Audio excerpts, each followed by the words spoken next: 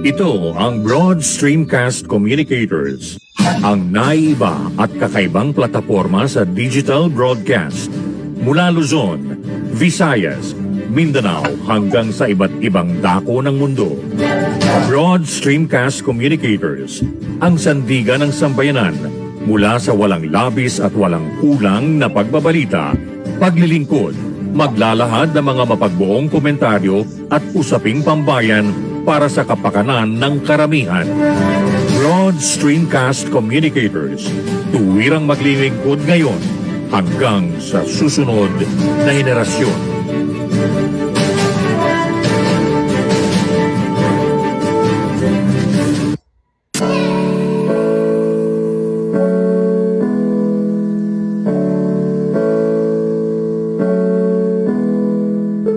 Buhay Online, chikahan at kaalamang pangkabuhayan. Ating tunghayan, pakinggan at tuklasin ang mga pangyayari at kaganapan sa mundo ng online. Buhay Online, chikahan at kaalamang pangkabuhayan. Alamin ang pinaka-latest trends mula sa trabaho at kung hanggang saan na ang narating ng teknolohiyang ito. At ngayon, narito na ang ating host, ang ating TechieMommy, si J.C. Bautista.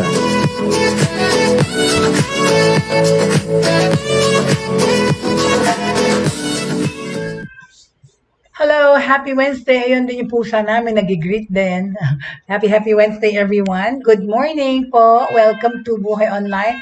And that's our cats. Keep quiet. Anyway, nagugutom na yung pusa ng anak ko. But anyway, happy Wednesday, everyone. And I trust that, people had a good night's sleep. Not some good night's sleep. But anyway, July 14 na, no? Hindi mo talaga ma-imagine na kalahati na naman ng buwan. Parang, napakabilis ng mga araw. Sometimes really, I really lose track of time nga because I've been working from home. And sometimes, wala nang difference yung weekday tsaka weekend sa atin, especially for most of us who are working from home. I'd like to welcome our friends to the show. Of course, hindi ko makikita yung mga pangalan. Nakikita ko lang yung numbers. But welcome. Magandang umaga. And welcome to Buhay Online. At saka yan yung bagong logo namin ng Broad Streamcast Communicators. Kami mas bago pa dyan. Hindi ko pa napapalitan. But thank you to Charlie Fry for designing this, okay? With our inputs, okay? Pero, okay, past 2 weeks, we've been discussing distance learning, especially distance learning here sa Philippines because, of course, as of the last directive from the president, face-to-face classes, it's still not going to happen tong coming school year 2021-2022. No face-to-face classes pa rin, even on low-risk areas. Because nga of yung pag-emerge nitong Delta virus or the Indian virus, okay? But anyway, dahil nga dyan, of course, we have to, of course, expect again to go back to our regular workstations or study stations, which is ating mga bahay at mga tahanan. And for those remotely studying, kung saan man sila nag-aaral, to find their quiet places or cafes or whatever, we discussed about distance learning, yung mga naging problema natin the past year regarding online education and modular education. Ano naman ang pinag-usapan natin for the past 2 days? It's how to cope with this, how to deal with this, especially online learning na ngayon tayo kasi pinag-usapan natin yung modular learning last week. Ito naman tayo sa online learning, ano yung mga naging problema? We talked about that. But then how can we manage, all right, the stresses of studying online. Dahil talaga, totoo naman, meron din talaga stresses, di ba? My own son, example nga dyan, sinabi ko sa inyo, yung kanyang mga misgivings and mga concerns niya about online learning. Madami talagang estudyanteng naapektuhan ng pag-aaral online because, for them talaga, it's really not so conducive and demotivated sila, no? But, okay, so, how do we keep sane in this environment, right? Like many students, okay, of course, many students are unable to return to the campus. Iba lang ang case ng Japan, no? Ang Japan, they never really stopped their schooling. Ang mga elementary tsaka kindergarten doon tsaka high school pumapasok sa eskwela. Yung university students lang nila ang have not seen their campuses for more than a year. How funny nga eh. Yung kanilang college students pinotektan nila from the virus, pero yung mga elementary at high school pumapasok araw-araw. Pero yun na nga, nagkaroon ako ng estudyante mga na nagka-COVID na kindergarten tsaka elementary because talaga naman lahat nahahawa. Wala namang age yun na hindi pwedeng kapitan ng sakit. Pero the Japanese government has a funny way of balancing their health concerns tsaka economy. Kaya nga, di ba, hinold nga yung Olympics kahit na pandemya. Di ba? Ang weird. Such bad timings. Wala silang audience, virtual audience. I mean, I wouldn't pay $10,000 to watch on TV lang, right? But anyway, ano nila yun? Buntit nila yun na hinihila. Anyway, so a lot of students have not been able to return to the campus because of the COVID-19 pandemic. Of course, that has caused respiratory illness in almost every country, overrun the hospitals, and made social distancing as the new normal. Okay? So, masali naman itong pusa sa pag-broadcast ko. Anyway, colleges and universities everywhere have shut down their campuses and moved classes online. Okay? This isn't the first time a pandemic has forced distance learning upon unprepared students. Okay? Nung 1665 pala, okay, the Great Plague of London forced si Sir Isaac Newton. Okay, si Sir Isaac Newton na nag-invent ng ano, anak? Isaac Newton invented what? The theory of gravity, is it? Yeah, basta si Sir Isaac Newton and his classmates, yun, nag-aaral pa lang siya noon, they forced Sir Isaac Newton tsaka yung kanyang mga kaklase out of Trinity College for a year dahil sa pandemic noong 1665. Still, Newton used his time at home to develop his early work on calculus, ayun pala, using prisms to develop his theories on optics and making his famous gravity observations. Right, okay. Although, hindi naman tayo siguro in the midst of revolutionizing math and science, pero talaga itong pandemya, meron din mga good na bring about, especially in individuals. People have become more creative. They have found out things that they can do other than what they're already doing. It has brought about new careers. It has brought about new jobs for other people. Ang medyo na lang talaga yung pag-aaral, yung mga estudyante, dahil iba sa kanila na demotivate. But then others, of course, have become more resourceful and try to find ways to better themselves. Pero sa mga nagtatrabaho, mas maraming benefits itong naging pandemya dahil sa nakadiscover sila na marami silang parang pwedeng magawa or pwedeng matutunan online. Pero, ang pinag-usapan natin ngayon ay yung mga nag-aaral online, okay? How can they stay focused? How can they not be stressed in this kind of environment, okay?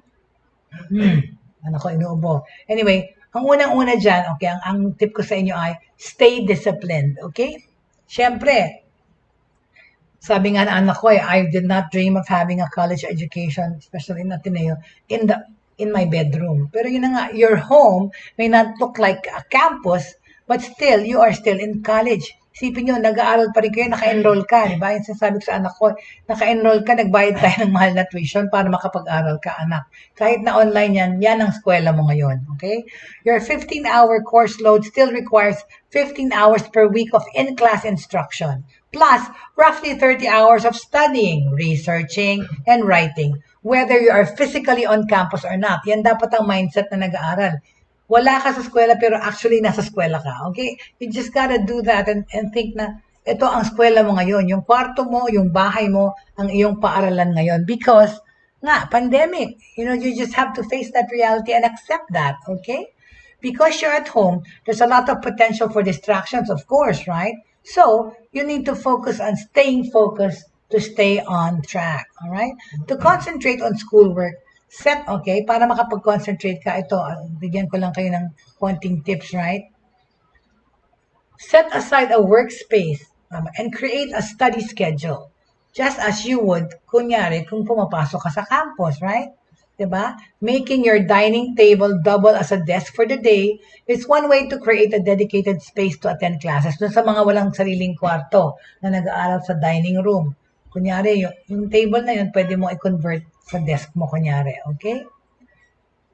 Okay. You could even take a lap or two around your apartment or house as a way of walking to class, kunyari. Okay? It will help you get into the headspace of needing to focus and study. Kaya nga, bago ka mag-aral, di ba, umikot-ikot ka muna mamasyal, right?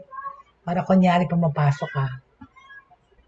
John Kirk, Associate Professor for Chemistry at Carthage College in Kenosha, Wisconsin, says another good way to keep focused is to use a calendar app to schedule blocks of time in your day of class studying. Kunyari, yung Google Calendar works as well, as I'm sure others do, okay? You want to make sure that you attend live online lectures or use time you would normally be in class to watch lecture recordings. Ginagawa ba yan, anak? You know, you set aside the time na kunyari you're attending class or live sessions, okay? In addition, active participation in online discussions and study groups will help you keep up with learning content and your assignments. Anak, in your classroom situation sa Ateneo, do you have recitation? The teacher calls on you to answer, but you hear everybody else, or are you muted? You're not muted, so you can speak up in class. No, you just raise your hand. There's a button. There's a button to raise the hand, and then the teacher calls you, and then you can speak. Everybody hears it. Okay. You just not move when they call. Oh, you can. Okay, so yun pala. O meron ganung classroom setup na yun. What do you use? Zoom or Google? Zoom. Okay, so Ateneo uses Zoom. So yun, may recitation din. Okay, all right. So in addition, active participation in online discussions is important, and study groups will help you keep up with learning content and your assignments. So yun pala, may recitation naman din pala sila doon sa Zoom classes, no? May button doon, you raise your hand, tatawagin kang teacher, okay? At yun ang importante kasi, yung meron ganun interaction, pero kasi hindi lahat ng classes nga may ganun. Some, di ba, they just give you the work to do, right? And you study on your own. That's right. Pero yun. Pero dapat nga, di ba, like we said the other day, dapat mas maraming activity na nag-engage dun sa student na para kunyaring nasa classroom pa rin siya, right? Okay, look at what you have to do for the whole week and divide it into manageable blocks for each day. Pero yun na nga, di ba, sinabi natin, like yung modular lessons, masyadong marami na mga activity. Like we said yesterday,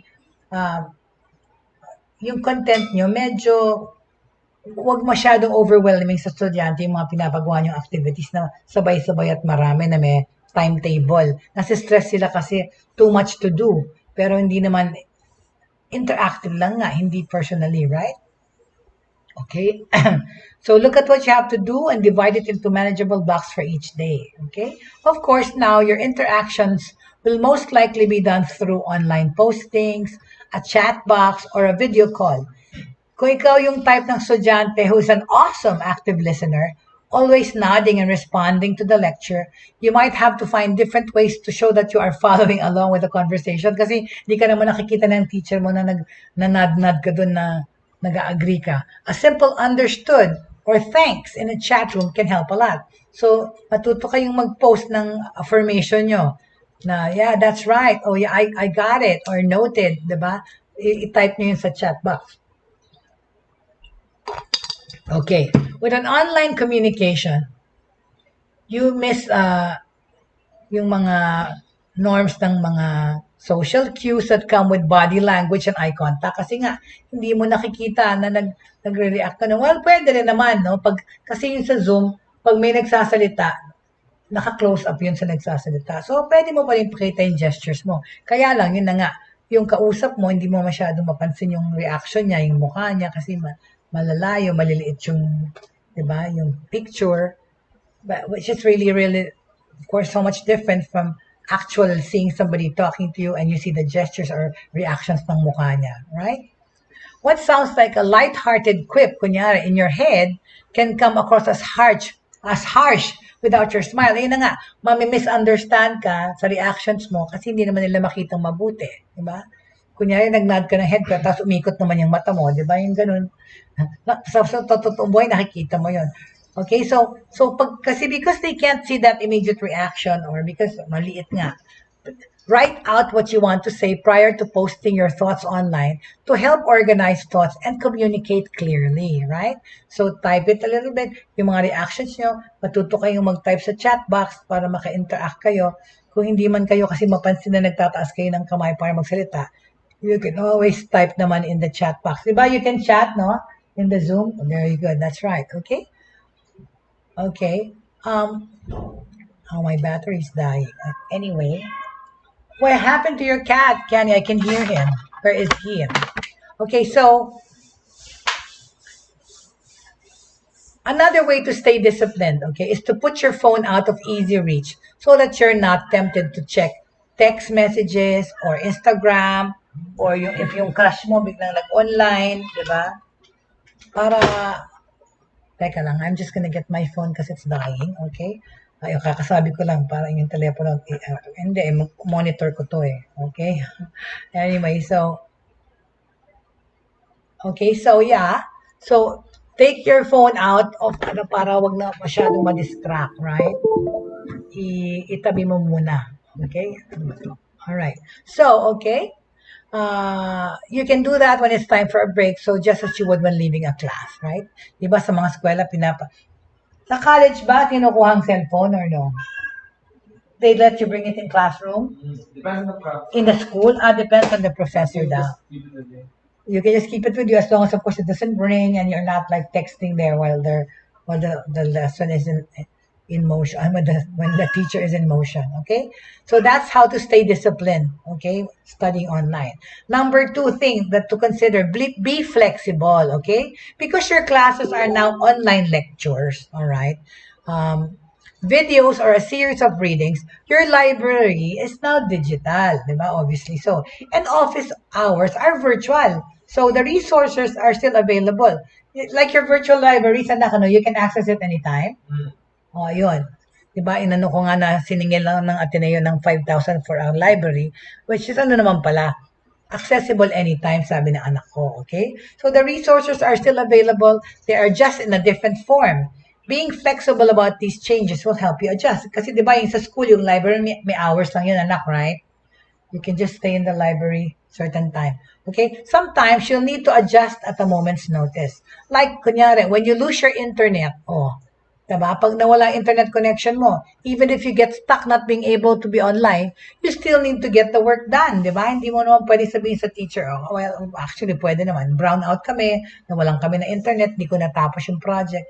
But have a backup plan, right? Download course materials so that you can access them offline and make sure you have your professor's email addresses and phone numbers in case you need to reach them about interrupted work. That's right. Inform your teacher beforehand na, ma'am, nag-brown out kami rito, aray ko. 3 araw kaming walang ilaw, hindi ko magawa yung project. Okay? But inform them, let them know, right? And there's a way of doing that, right, through email. It is important to reach out early and often, okay? Have conversations by email or text messages if possible. Okay, sabi ni Glenn Briand, a professor of chemistry sa Mount Allison University in New Brunswick, Canada, okay? Like many other countries, siya at yung mga colleagues niya faced drastic changes in the wake of COVID-19 as abrupt calls for students to leave campus began, right? Sabi niya, I personally have students from the opposite coast of Canada and other countries like Japan that have had to pack up their apartments or residence or mga dorms to make travel and return home. Talaga, maraming mga nag-aaral abroad ang napauwi dahil sa pandemic. Marami kong estudyante na nag-aaral ng English na nalungkot nung pinauwi sila. Pero some of them continued their education online. Yun lang nga, baliktad ng oras.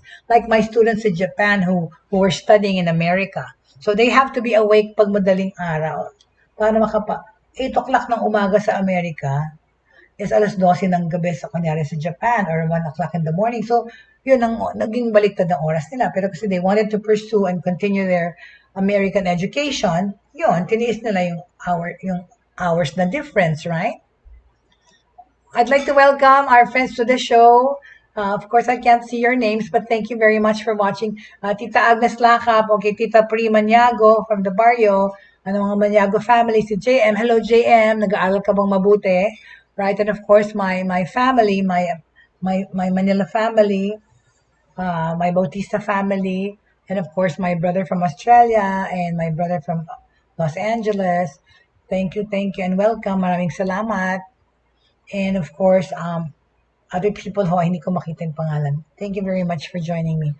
We're on the subject of how to make e-learning or online learning more effective and less stressful sa nag-aaral. Nagbibigay tayo ng mga tips kung paano maging more efficient, okay? So, pinag-usapan pa lang natin, sabi natin, stay disciplined, okay? At sabi natin, stay disciplined, yung unang-una ko sinabi, ang sunod ay, what was I saying? Ano ba nangyari? Yeah, we have to stay disciplined and then we have to be flexible, no? That was what I was saying. We have to be flexible. All right? Kasi nga ang daming naapektuhan nito and dapat tayong mag-adjust, okay? Because yung mga estudyante natin ngayon, umuwi sa kanilang mga bahay, umuwi sa kanilang mga bansa, yan ang tinuturuan natin. So we have to adjust, okay? As many have been or will be in transit, there have been many requests for deadline extensions on assignments and take-home exams. Kasi nga, doon nga yung mga time difference, tsaka yung circumstances na, kunyari, sa Amerika, kanyang aral, pero yung estudyante mo sa Pilipinas na nagkaka-brown out. So, be more flexible tayong mga guro or yung mga eskwela, okay? Because yung meron ka makikita mga nagre-request nga ng i-extend yung deadline kasi hindi na matapos, okay? Pati sa take-home exams. Students should contact their professors or universities, student services, if they are having trouble keeping up with their activities or their work or meeting the deadlines of their homework or their projects, okay? On-campus students may need to do the same if there is an outbreak at their school, okay? Some instructors are providing additional learning resources. Yun na nga, ginagamit nila YouTube videos, simulations, okay? But that may not be required. Pero kasi, yung mga teacher natin, especially yung mga tech-savvy, naging more creative na about giving their interactive classes, okay? Right? The additional time you spend on these things could really help you learn the material. So factor this into your schedule as well, okay? In addition to online resources provided by your professor, tap into other resources for help. Ikaw na yung makakahanap niyan. Diba? Google is your friend. Okay, na online ka. Marami kang pwedeng mahanap na karagdagang informasyon or karagdagang kaalaman, right? Okay? As campuses continue to their decisions about in-person classes, you will need to make adjustments, okay? If you are in the middle of a group project, kunyari, or just starting one, before having to transition to online learning, document your goals and each person's tasks because yun na nga, as much as yung mga materials natin na pinag-aaralan ay hindi masyado naging ready nung nagsarado ang mga eskwelahan nung March last year. Ngayon, alam na natin by now, okay, kung ano yung mga dapat inayos, tsaka pinipare. Kasi iba yung turo, face-to-face yung materials din eh. Kaya adjust mo yan, gagawin mong digital, right? So, by now, kailangan din mag-train ng mga teachers. So, kunyari, if you're in the middle of a project nung nangyari yun, it's good na ituloy mo from there, pero i-adjust mo to make it digital, okay? You can share and edit documents using platforms like Dropbox or Google Docs. Yan talaga. Naging very useful yung mga Dropbox at Google Docs to save yung mga documents nyo or yung mga ginawa nyo last year para patuloy nyo magamit itong school year na nakaraan, right? Just make sure that you communicate clearly and often using video chat, group texts or calls. Yun na nga, di ba? Meron tayong mga group chat, meron tayong mga chat rooms sa iba-iba natin sa mga org or sa mga teachers natin, sa mga kaklase natin, okay? Just make sure that you communicate clearly, right? Using these platforms, whether it's video chat, group text or calls, or email, or texting to keep up to date on the progress. Teacher, student, okay, pareho, right? The communication lines must remain open para ma-address natin kung ano man ang mga problema. Kenny, I can hear him doing something. Okay, your cat. I'm so sorry. Na-distract lang ako dahil yung pusa ng anak ko ay may kinukot-kot dyan. But anyway, so There's a variety of mga video conferencing tools na ginagamit natin ngayon available to students for free. At of course, yan ang Zoom, ang Google Hangouts, Apple FaceTime, di ba? Yan mga libre. Pero ang Zoom, yun ang isa sa mga best choice nowadays for online learning, for mga even working, for online meetings. At hindi na free yun pag ginamit mo na yung mga extra features. May bayad na, of course, doon sila kumikita. Right? Pinaano mo na yan, pinatikim kayo ng libre para bilhin nyo yung mas robust at mas maraming features na version ng Zoom. Okay? One of the big challenges with group projects at any time is making sure everyone contributes equally. So how do you deal with that when you have a project, when you're just chatting? You give work to everybody?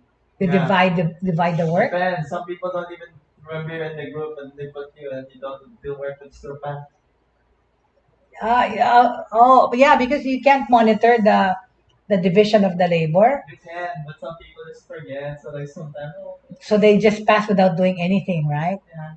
Well, so yun na nga, one of the biggest challenges to making sure that everyone contributes equally. If you heard my son, he said, nadadala na lang ng grupo, minsan natapos na yung project, pumasa na rin yung isa kahit wala siyang ginawa. Pero but there should be a way of monitoring that, right? Okay, all right. So talk through roles and responsibilities. Okay, kung group kayo, yun na nga. Talk through roles and responsibilities, create clear expectations, and establish deadlines for milestones.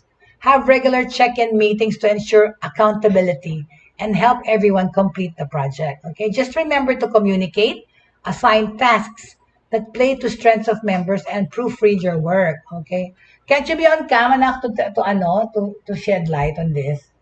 Ayaw na anak ko mag-on cam. But anyway, binabatuhan ko na lang siya ng questions doon, alright? Okay, ito pa. Manage your time wisely, okay? The benefit of face-to-face classes is that you can rely on them to assess where you should be in the curriculum and remember what exams and deadlines are coming. With new circumstances, you may need to set up your own reminders. Okay, Kiani, question. Yung mga exams nyo, are they scheduled? Yeah. But that you take it online, right? The exams, but then there's scheduled time, so you have time to prepare for it. And then, how do you pass the answers? There's a website. There's a website where you take the tests, right? Okay, very good. So yun. So yung mga exam naman daw naka-schedule yun online, okay? So, and check your university email all the time because you don't want to miss any information about your classes. Yun na nga eh. The students have to be disciplined to check your email constantly, right? But of course, now with the cell phones and the apps, you are notified naman when you have messages. You can see it anywhere through your phone, your tablet, your desktop, whatever. Wala naman na tayo ngayong nakikita na natin lahat kasi ang smartphone, that's already a computer, right?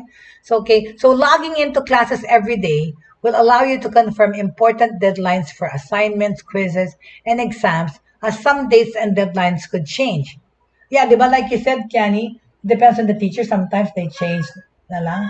That's why, kagaya na, when I enrolled my son, akala ko may schedule doon, may oras, may araw yung lessons. Pero I found out when the classes started, the teachers were flexible and changed pa rin the schedule, right?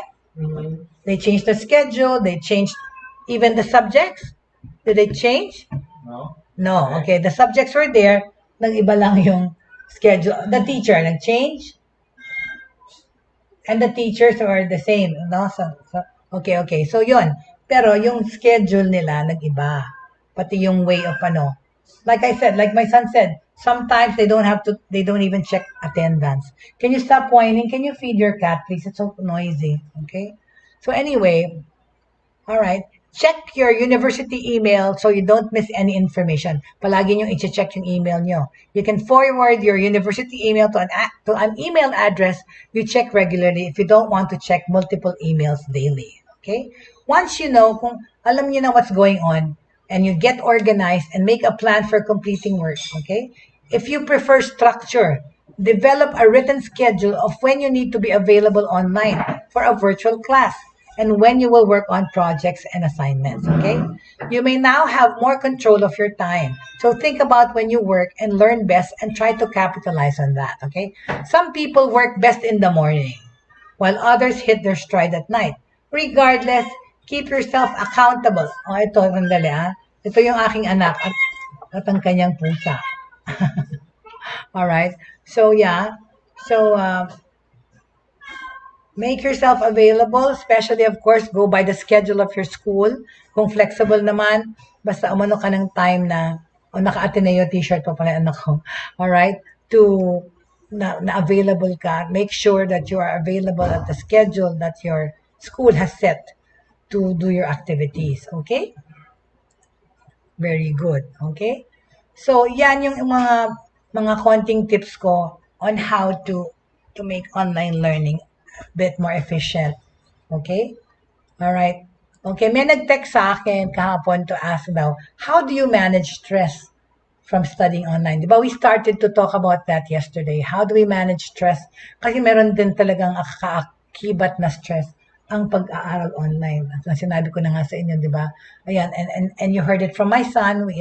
Ayaw lang magpa-on kami anak ko, pero kanina siya yung kabatuhan ko ng questions niya because he's the perfect for online learning kasi that's what he's doing now. Okay? Stress management on online learning. Okay, all right. How can we manage our stresses? Dahil talaga mga mag-aaral na nasa stress, na psychologically na-apektuhan, and yun nga recent studies, mentally talaga na-apektuhan sila nitong pandemya at nitong pag-aaral online. Okay? Here are stress management tips for successful online learning that I want to give. Okay? Alright.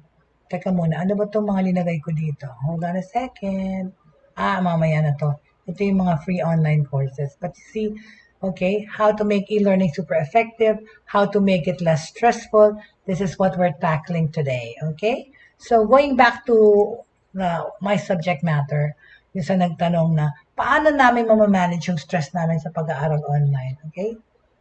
Feeling better and working smarter with this proven, okay, the techniques that I will give you, okay? Pursuing an online education is an appealing endeavor, okay? Of course, pero actually, these are para sa mga nag-aaral ng courses online. Pero sa mga nag-aaral na dating face-to-face, in lieu of face-to-face education, nasa stress din talaga mag-aral online. So, what you have to do, okay, just to make sure to keep your sanity, okay, even if you're studying online and you miss the interaction of students in the campuses, you can still stay social. Yun nga, through social media.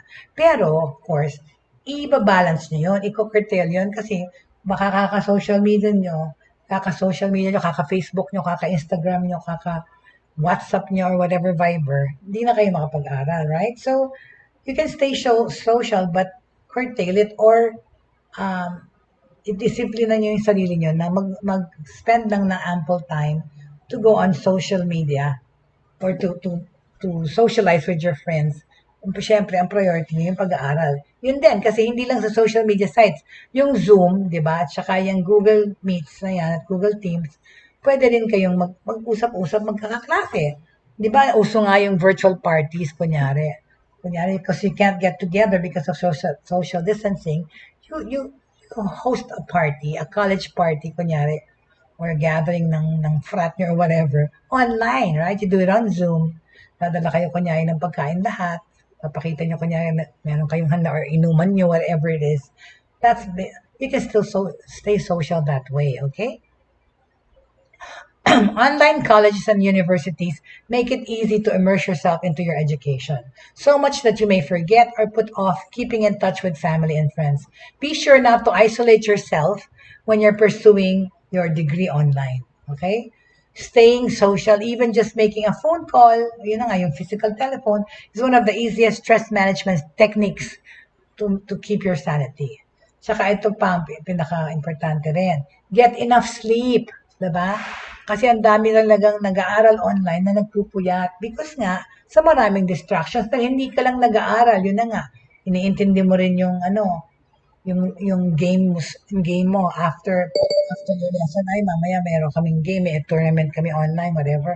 O yung mga kausap ko, yung time frame nila iba, taga Europe, so baliktad ang oras. Kaya ka nagpupuyat kasi yung mga kausap mo, kalaro mo, is in another part of the world where the time difference is big, right?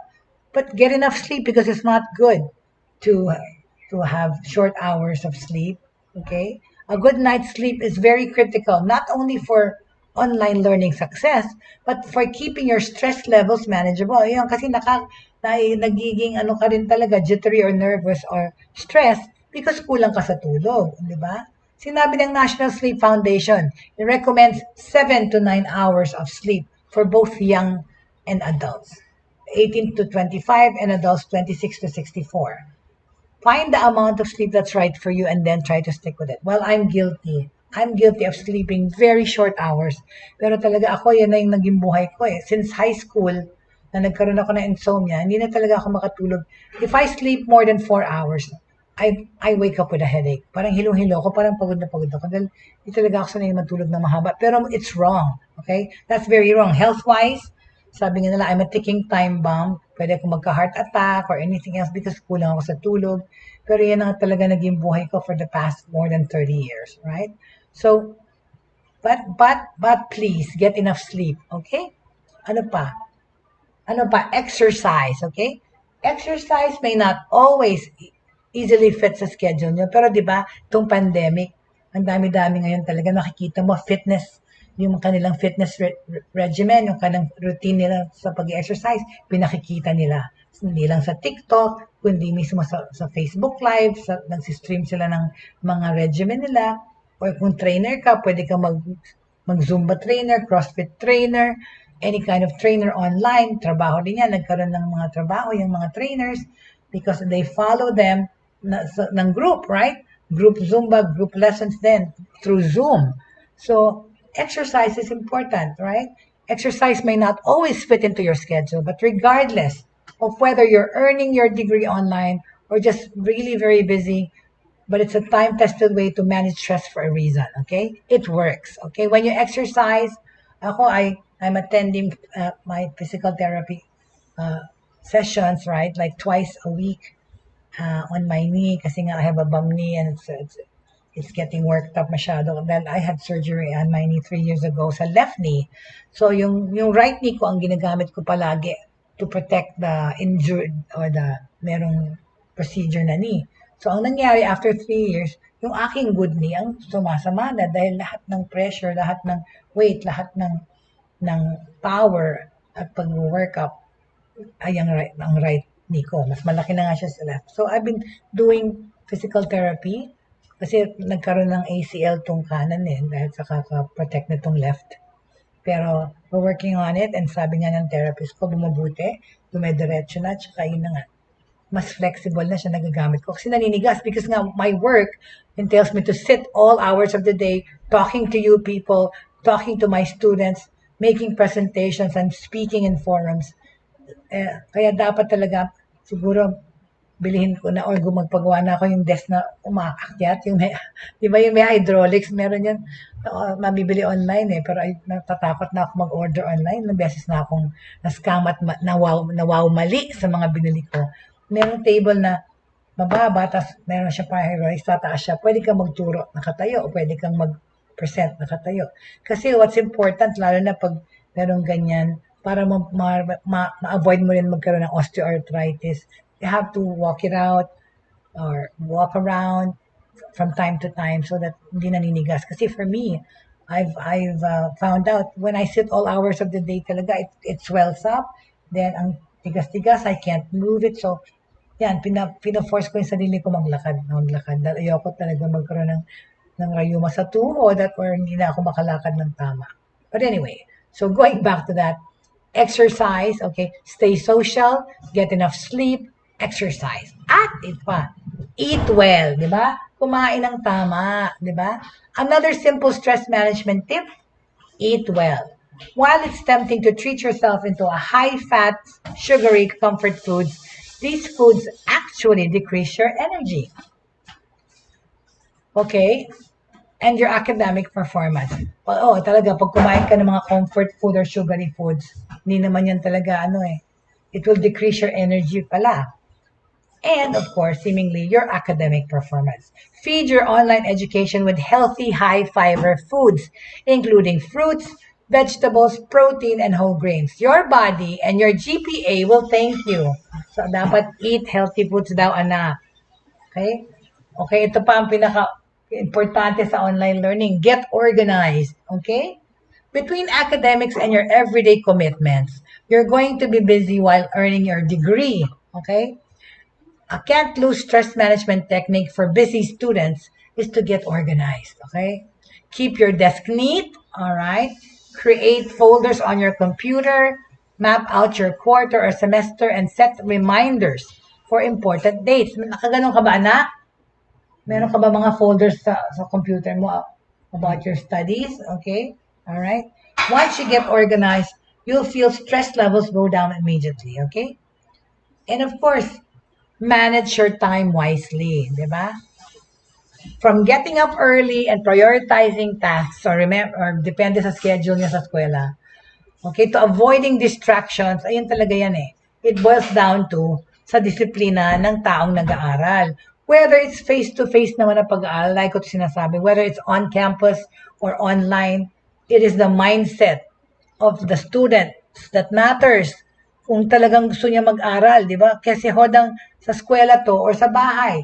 If you are intent on studying and learning, right? You'll be able to wing it, okay? Manage your time wisely. Avoid the distractions, okay? Set goals. Manage your time wisely managing your time wisely will give you the structure that you need to tackle both your academic and personal to-do list while learning online. It's a stress, okay, management tip that takes some time to master, di ba? Pero it will improve many aspects of your life for years to come, anak, okay? Avoid the distractions, okay? Set goals, manage your time, okay? Sinasabi ko sa anak ko, dali yan ng kanyang inexperience ngayon. Tapos, yun pa. Kung kinakailangan, huwag kayong mahiyang humingi ng tulong, right? Get help if you need it. Like my son's cry for help. I told him to talk to his teachers, to tell them kung saan siya nahihirapan sa pag-aaral online, anong subject at bakit. He has to talk it out with his teacher, okay? Get help if you need it. When you're feeling stressed, there's nothing like talking to a professional to help you feel better mentally and physically. Many online colleges and universities are equipped with advisors and coaches who help students handle the pressures of earning their online degrees. Seeking help from a counselor or a therapist can help as well. Okay, yung anak ko rin, meron silang parang guidance counselor na sa Ateneo. I told him to keep in touch with him regarding the problems that you're telling me about, that very hard for me to be able to help you because I don't know what the learning impediment is. So, kausapin mo yung counselor mo, sabihin mo kung bakit ka nahihirapan sa subject na yan, okay? Kung ano ang kinakahirap ng para maintindihin yung lesson na yan, right? Hindi ko siya matulungan sa ganung aspect. So, I told him, talk to your counselor or your teacher. Okay? All right? Okay, so, from coping mechanisms to stress management worksheets, the right experts will equip you with the tools you need to effectively manage stress. Okay? At ito pa importante, right? Studying online, studying from home, or even the working from home. Take breaks, okay? Take breaks, self-imposed breaks. Managing stress as you pursue your online education can often be as simple as taking a break.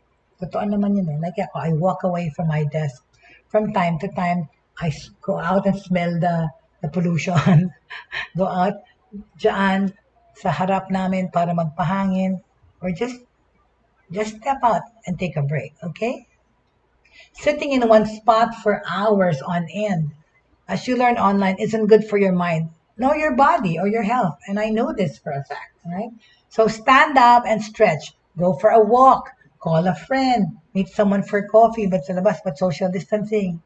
So, hindi mo na pwede yung coffee meet up sa labas unless double bakuna ka na. Hello there, Mr. Harvey Chua. Thank you for joining me this morning. I'm talking about how to manage online learning. I'm giving tips on paano mababawasan ang stress natin from learning online. And I was just talking about this taking breaks, okay? Taking a break doesn't have to be a complicated endeavor, huh? It's an easy, effective way to manage stress that, like exercise, will give your mood a boost, okay? So walk away from your desk, walk away from your studies muna. Lumakad-lakad ka sa labas or magkape ka dyan sa bahay mo, but take a break, okay? Ano pa importante to reduce the stress of online learning? Check in with yourself. Check nyo sarili nyo, okay? From time to time. The stress kasi na nararamdaman nyo when pursuing online education, online or off, okay, can creep up on you, di ba? Yun na nga, pag wala kang tamang tulog, kung wala kang tamang kain, maapektuhan ka talaga, alright? Trouble sleeping, di ba? A rapid heartbeat, depression, poor concentration, and many symptoms of stress can all increase. So check nyo yung sarili nyo kung okay kayo, right? From time to time. Take a moment to regularly check in with yourself to gauge how you're feeling, physically and mentally. Then, incorporate nyo itong mga stress management techniques that works best for you sa mga sinabi ko. Yun nga because my own self, I always do a self-check because I've been working from home for more than a year now, and I'm used to traveling, going for presentations, going for concept presentations, going for training, teaching my students, training companies, right?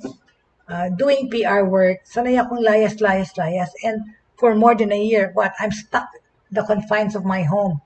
Okay, teaching English, speaking in forums sa Zoom nga lang, training online. Diba? Sanay ako ng physically going somewhere to do all these things on my work. Kaso lang, actually, I have more work than before the pandemic because everything that I do now is virtual, right? But of course, I'm not complaining because, of course, earnings-wise, I actually have more work now than before.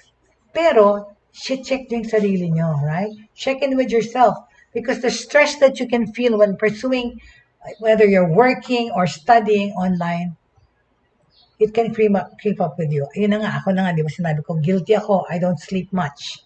3 to 4 hours sleep is all I require and I'm fine. And sa akin, wala yung, are you a morning person? Are you a night person? Wala, I'm an all-day person, all right? I'm like this, I'm uppity, I'm what do you call this, active, whether it's 7 o'clock in the morning, or 12 o'clock at night. Makikita niyo kung ganito pa rin ang energy ko. Pero yun ang tulog ko, 3-4 hours lang ha. Wala, ganito na ako. Ano ako, iRobot? Next, AI na yata ako. But anyway, check in with yourself, okay? As a student, tingnan niyo kung okay ka, alright? And then, don't forget that you can always ask for help, okay? Get help as you need it, okay?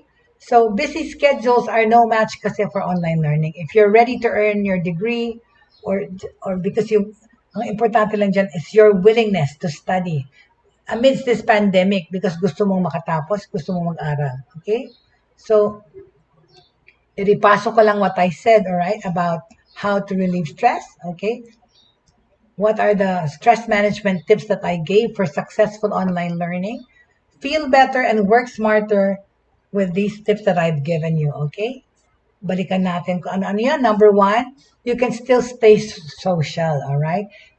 Kung namimiss mo nga yung interaction sa campus, yung pag-gather nyo sa cafe or sa library, sa eskwela, pwede mo pa rin magawa yan online. Nga, may mga social media sites. Pero, ano nyo, di ba? What do you call this? Discipline nyo rin yung sarili nyo to apart the time. Kung ilang oras ang i-google mo sa pagsusosyalan online. Because online colleges and universities make it easy to immerse yourself in your education. So much that you forget na rin, of course, sometimes to keep in touch with family and friends. But be sure not to isolate yourself when pursuing this online education. Staying social, even just to make a phone call, kahit na hindi na yung social media sites Yung telepono nyo, cellphone nyo, diba? Pwede nyo tawagan yung friends nyo, pwede mong i-text yung professor nyo. Make sure that the communication lines are open, okay? Just making a call is one of the easiest stress management techniques to incorporate in your day, right? Yun na nga. So stay social, okay? Get enough sleep, tamang tulog, between 7 to 9 hours of sleep, both for young adults 18 to 25 and adults 26 to 64. Find the amount that's right for you and then stick to it, okay? Exercise, all right? Exercise. Sedentary life, nakaupo lagi. Ay, ayan, naninigas food ko. Make time to exercise. Maybe before you start your lessons for the day, you exercise in your room or if may gym kayo sa bahay, mag-exercise ka lang sandali, mag-treadmill ka. Pero wag gagalaw-galaw, right? Because lalo na pag nagkakaedad talaga, pwede ka magkarayuma, pwede mo lahat sa pag-upo-upo mo lang. So, make time to exercise. Importante rin, eat well. Okay? Eat well. Get organized. Alright? Manage your time wisely. Right? Huwag kalimutang kumain. Huwag mag-miss ng meals. Alright? Tsaka i-organize nyo yung work nyo. Ayusin nyo yung workstation nyo. Okay? Keep your desk neat. Create folders on your computer. Okay? Once you get organized, you'll feel that their stress levels are going to go down immediately. Okay? Again, manage your time wisely. Okay? Prioritize your tasks. Okay? Avoiding distractions and setting goals. Managing your time wisely will give you the structure you need to tackle both your academic and personal to-do list. Okay? Tsaka like sinabi ko, huwag kayong mag-hesitate humingi ng tulong pag kailangan, right? Communicate with your kasama sa bahay. Communicate with your parents kung sila yung nandyan sa iyo. But kung ikaw naman ay nasa dorm or hindi ka nakauwi sa inyo at nasa dorm ka, and mga ka-dormmates mo umuwi sa kanila mga probinsya, bahay, text your teacher, text your guidance counselor, ask for help, okay? Text your magulang, right? Okay? Because many online colleges and universities are equipped with advisors and coaches who will always be available 24/7 to help students handle the pressure of learning online. Okay? And again, sunod dyan, take breaks. Okay? Magpahinga paminsan-minsan. Managing your stress as you pursue your online studies can often be as simple as taking a break. Okay? Magkape ka kung hapon or uminom ka ng tsaa. Pero in between, okay, pag in between, syempre meron breakfast, lunch, and dinner. But sometimes, right, after you have your breakfast, sunod tuloy-tuloy na yung work mo hanggang lunch. So that's a good, maybe 4 hours to immerse yourself in work. But if you must and if you can, take a break every hour or so because that's good for the psyche, that's good for the health, that's good for your physical makeup, okay? Okay, and lastly, of course, as sinabi ko, check in with yourself, right? The stress that you feel kasi when di ba, na-stress na nga tayo sa pandemic. Na-stress pa tayo sa fact na hindi tayo makapasok sa eskwela. Okay? So, we're coping, we're doing all these things, pero yun na nga. Ibang estudyante na overwhelmed sa dami ng aktibidades. Ibang estudyante naman na demotivate kasi nawawalan sila ng gana dahil wala silang kausap physically. At the same time, they feel kulang yung involvement ng teacher. Alright? So, check in with yourself. Okay? Trouble sleeping, a rapid heartbeat, like I said, depression, poor concentration, and many other symptoms of stress pwedeng lumabas. So, from time to time, check nyo yung sarili nyo kung okay pa kayo, right? Take a moment to regularly check in with yourself to gauge how you're feeling physically and mentally. Tapos, incorporate na ninyo itong mga sinasabi kong mga stress management tips, right? Okay? Take a moment to regularly check in with yourself. Okay? Huwag kalilimutan yung sarili. I-monitor nyo yung sarili. Kasi dyan minsan, nag-bring about yung totally depressed na mga tao, right? Totally depressed to the point na nawalan sila ng pag-asa.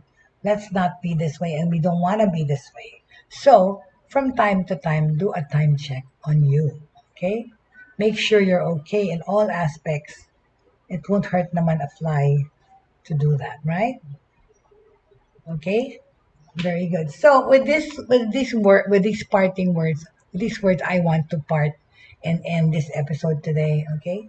It has been Bautista talking to you about how to handle stress while learning online, how to succeed with online learning. We have talked to teachers about that, what they can do. But okay, how to succeed in online classes during this COVID-19 pandemic. It's not easy, okay? Because I know a lot of the students still have some misgivings about a lot of things.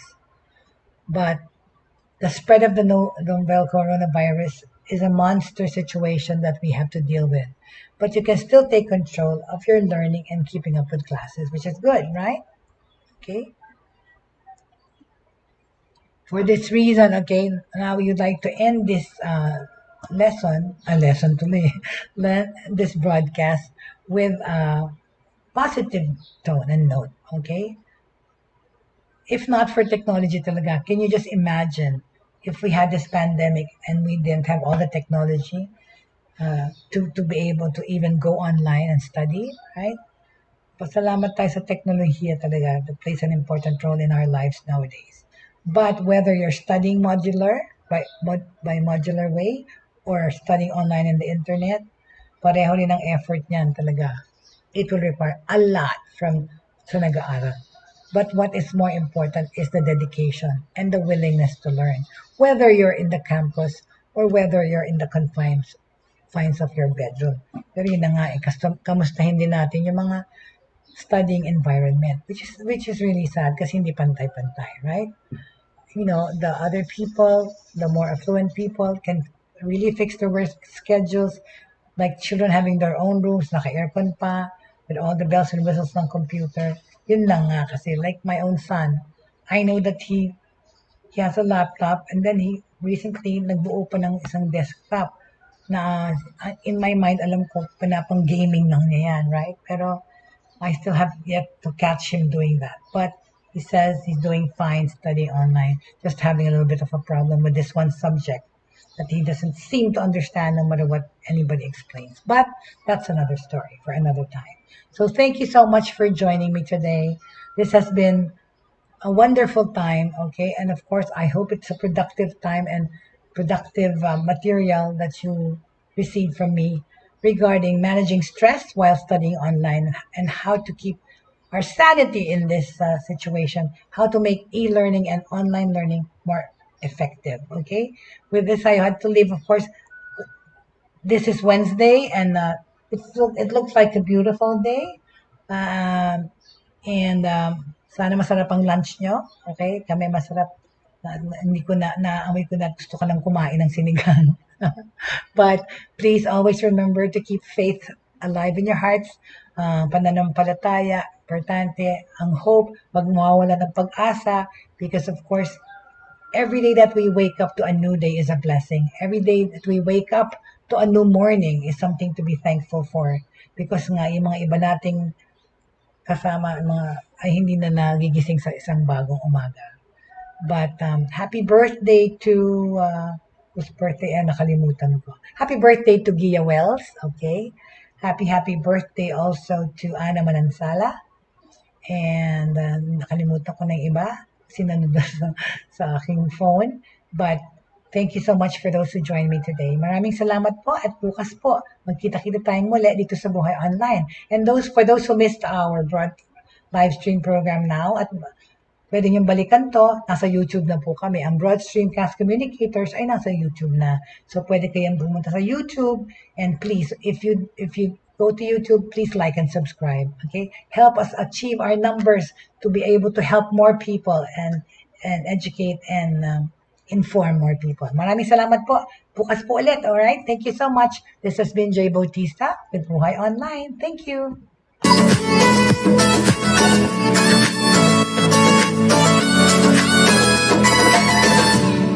Inyong natunghayan at napakinggan ang mga makabagong pamamaraan sa mundo ng online sa pamamagitan pa rin ng Broad Streamcast Communicators.